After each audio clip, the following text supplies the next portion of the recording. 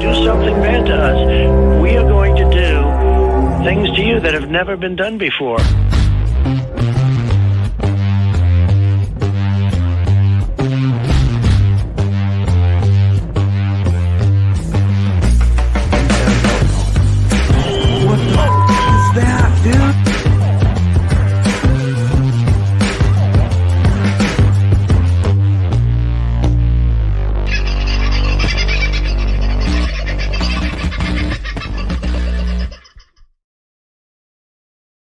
Well, good morning, beautiful people. Haven't you caught me on a fucking cold morning? My God, it is so cold that the bus heater has turned itself on at about 5:30 this morning. I don't know how. It hasn't bothered turning itself off yet.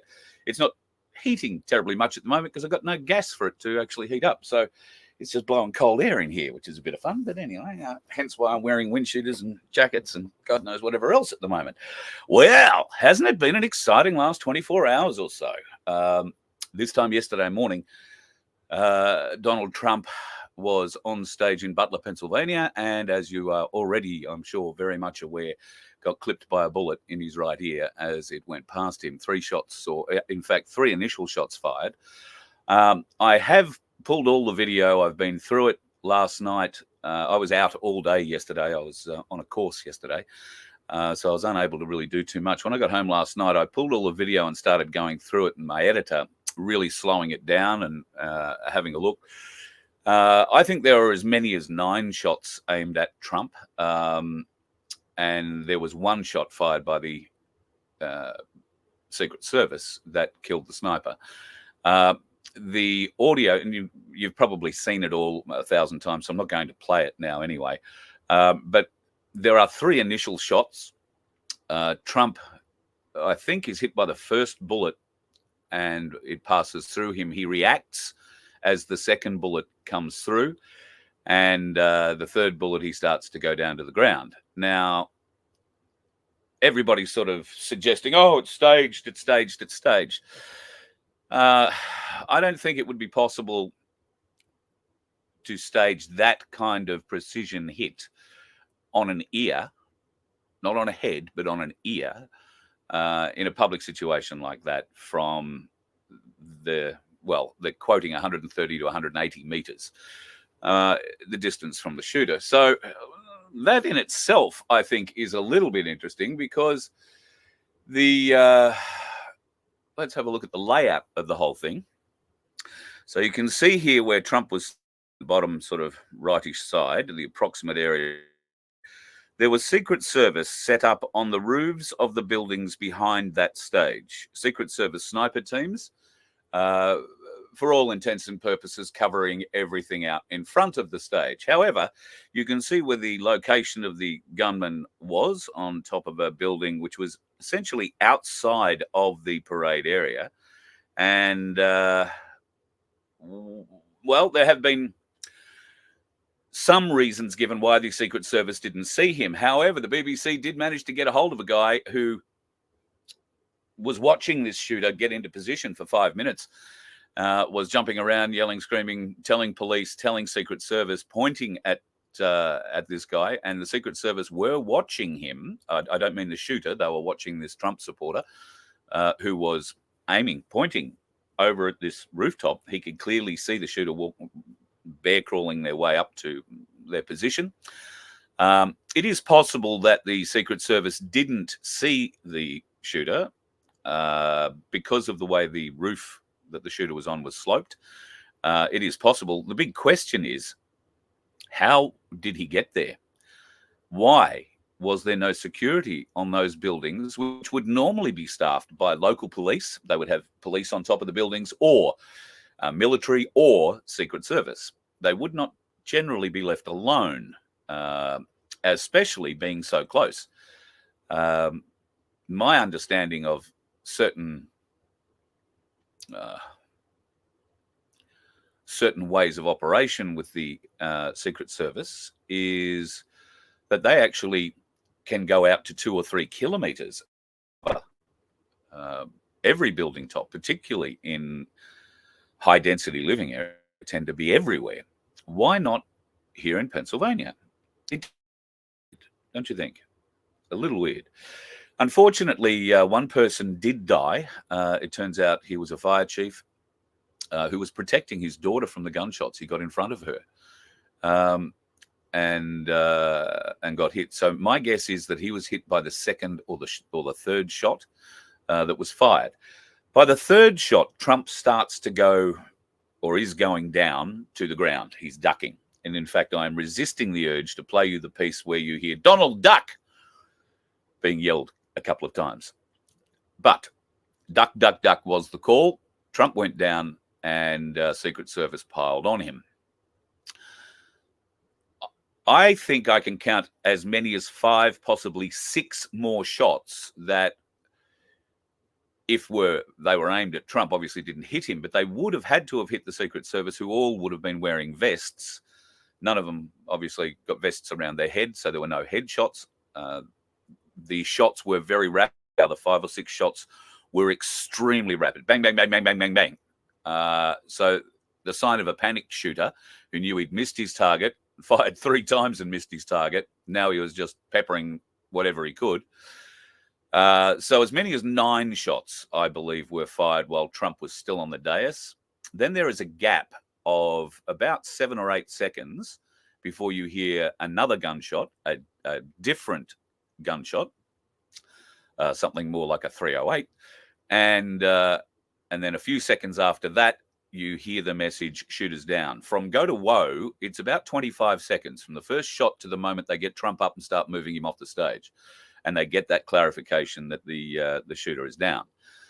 I think it's. I think there are way too many questions, and certainly Joe Biden, who's backpedaling a great deal at the moment, needs to be held to account for his bullseye comment last week, his tweet, which has now been removed, but after his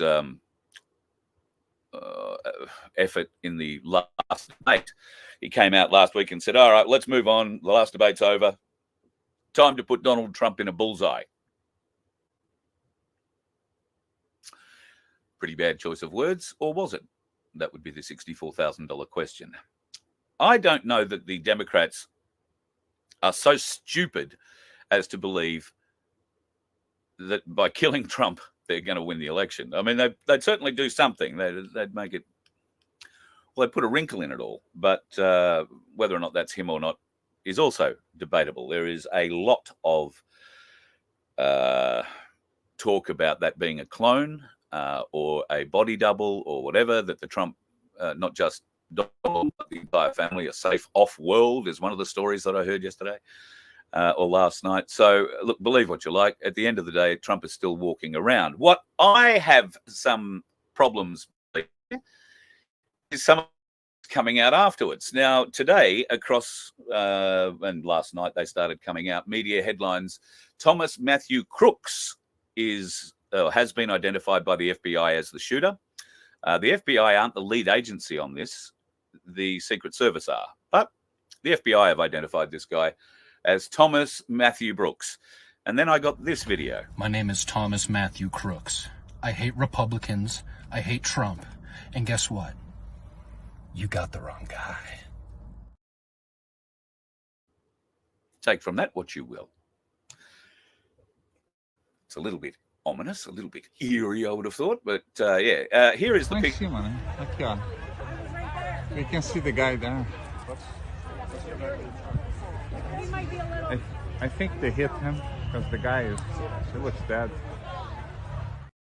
Yeah, he was very dead by that stage. But there's a lot of strange questions about this. Isn't it always the way when there's been a presidential assassination that there seems to be some convenient holes in the security?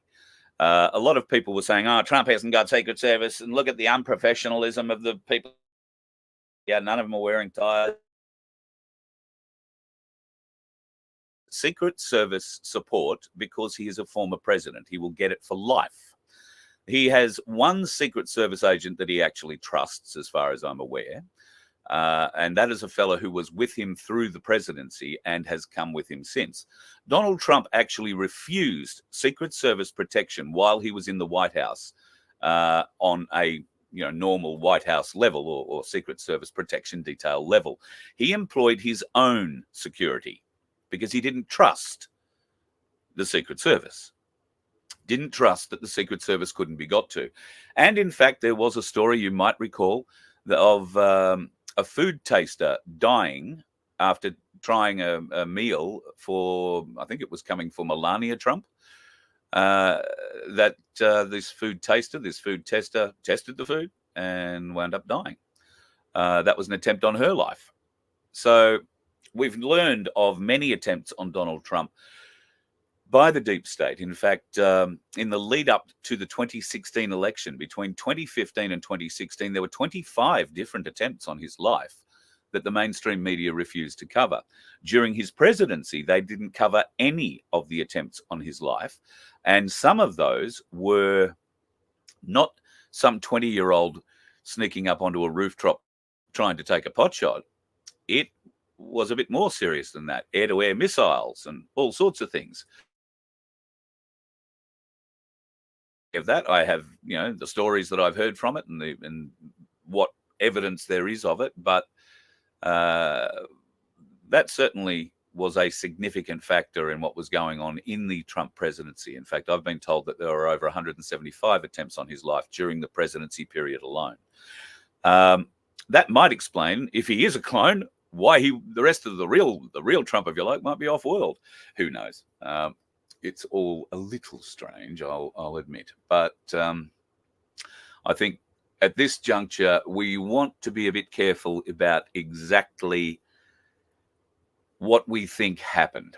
Immediately that this event happened yesterday morning, talking points, directions, and ideas on how to speak about it were passed around to the media. They were handed out by the Democrats. This is what they had to say. A reminder to stick to facts. Don't speculate, editorialize, sensationalize, or jump to conclusions reporting on the Trump rally incident today.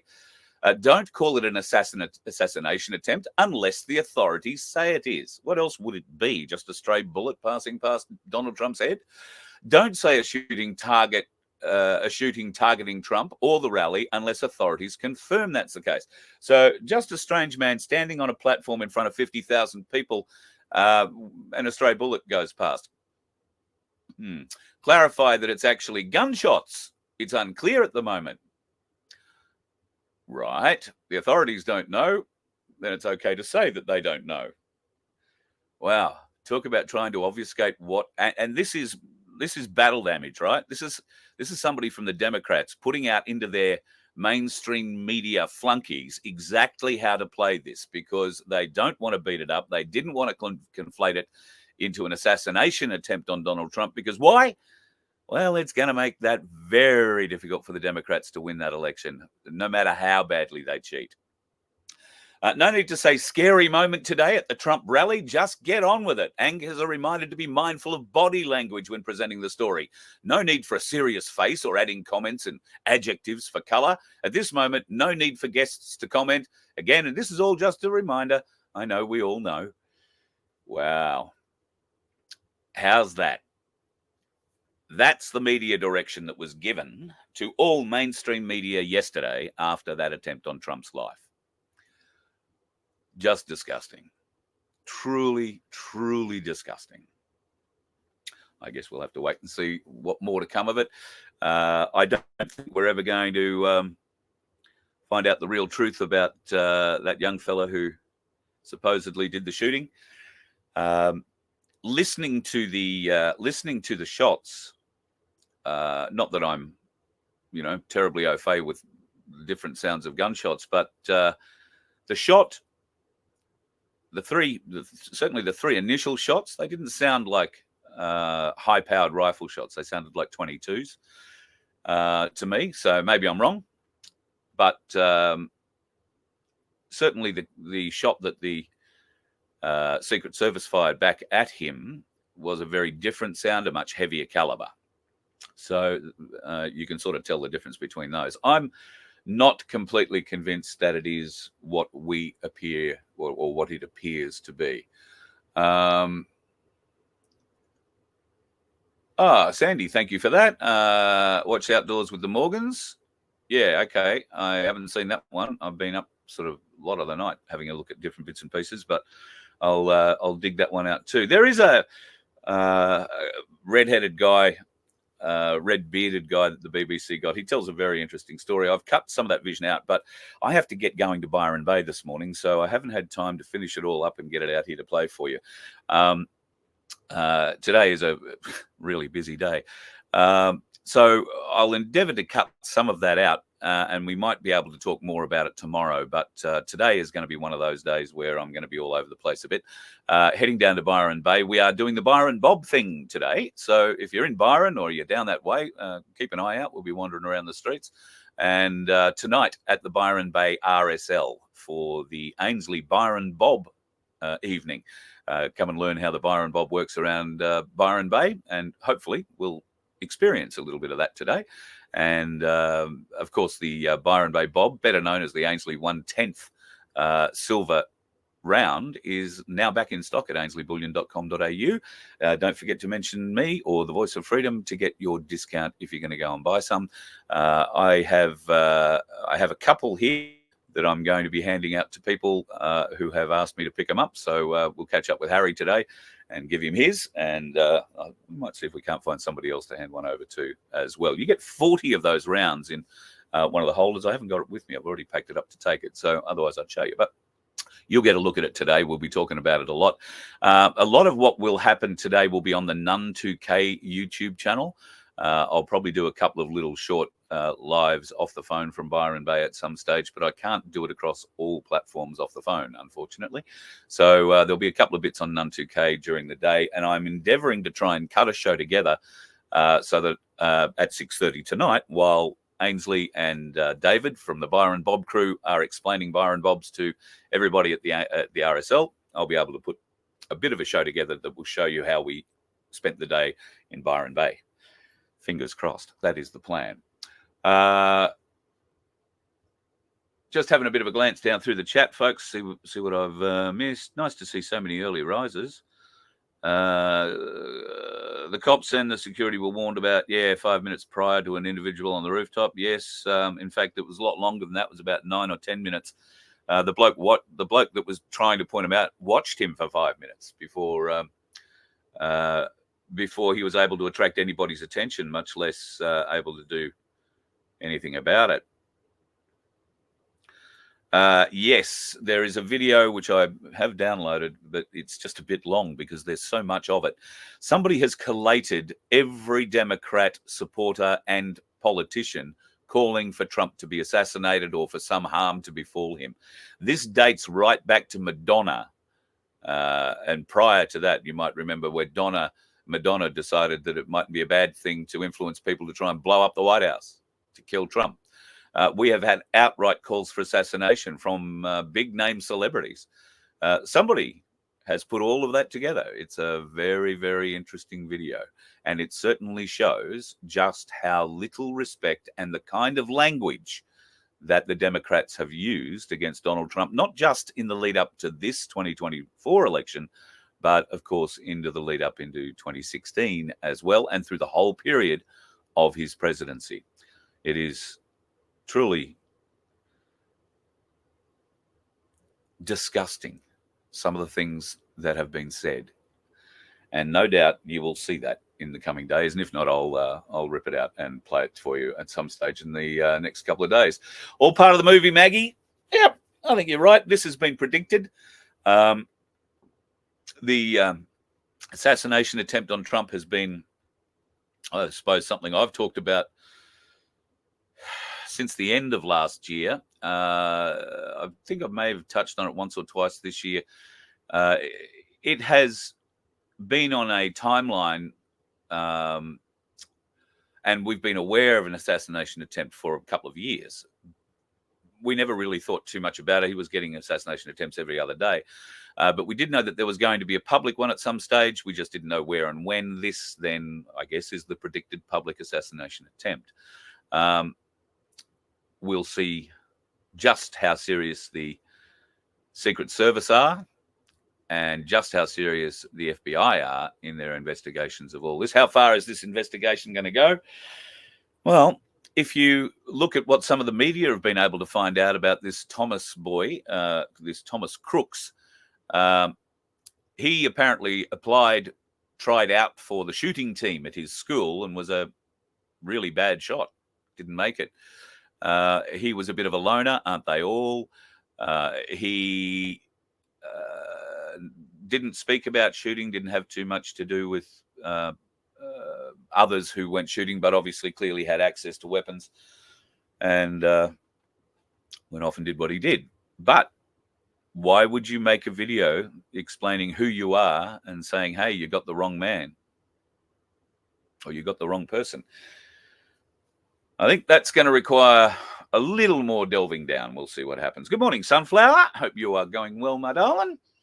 Nice to see Aussie Sue up too. Aussie Sue, I don't know if you're AI creating your good morning, good afternoon, and good night photos, but boy, you are putting up some beautiful photos. Truly, truly beautiful photos. Yep, now we'll see a flip in the narrative. You're 100% right. Maggie, just watch this space. Will mainstream media come on board? Not without some resistance, I don't think. Thank you, Aussie Sue. Yes, folks, if you can like and subscribe, if you're not already subscribed, but give us a thumbs up. The algorithm is slowly but surely coming back to us, maybe. Some big changes have happened at YouTube for me to get all these channels back. I'm quite surprised. There's something weird going on at YouTube. News on Bitcoin this morning. Thank you, Daniel. Bitcoin's just hit 61K. Don't get why it still exists except for the continued corruption and support. Maybe Vince can help us explain why that would be the case. Of course, he's probably still asleep at the moment, but I will ask him that a little later on today and see whether or not he can come on and give us a bit of an idea. Okay.